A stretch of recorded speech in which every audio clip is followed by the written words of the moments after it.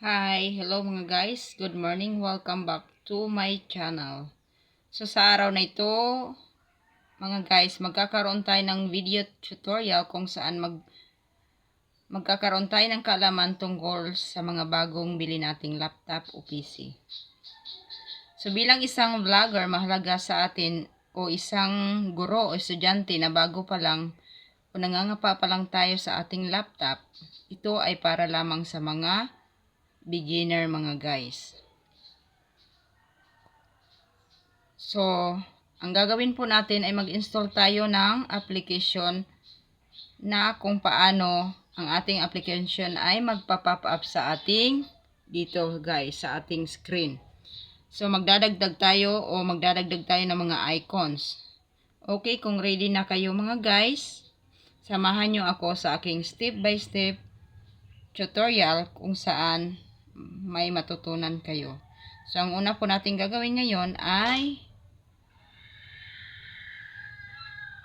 pumunta po tayo sa Google Chrome mga guys. Yan, click natin ang Google Chrome. Then, open natin. And, ngayon, type po natin yung anong gusto nating gawin. Messenger, example, magta-type po ako dito ng Pupo Live. Pupo, dahil nagpupupo po ako. Pupo Live, ito, click ko to. Then, click natin to guys. Sign up for Pupo Live apps. Yan. Yan po yung lalabas. So, dito guys, yan. Makikita po natin yung mukha ko dyan. Ayan. Yung katabi po niyan, mayroon dyang 3 dot. So, click po natin yan. So, ngayon, makikita po natin dito, hanapin natin yung More Tools. Click natin yung More Tools. Then ka save and share. So, create natin tong create shortcut. Then, magpa-pop up dito yung Pupo Agency Registration. Then, click natin tong create. So, yan ngayon guys. Tapos, X lang natin to. Ito guys. X lang natin to. Yan. Then, X. Ito.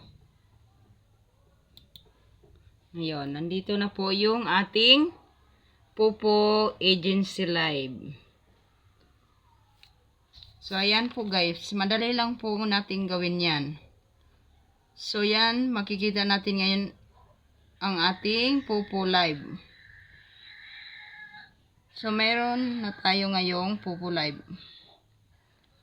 So, ganun lang po guys. Kung ano man yung gusto nating mga application, ganun lang po ang gagawin natin palagi. So, same procedure lang lahat. So, yun na mga guys. So, I hope may matutunan kayo sa aking tutorial ngayon kung paano mag-install ng application na magpa-pop up ang ating application sa screen. So, maraming salamat po and bye-bye.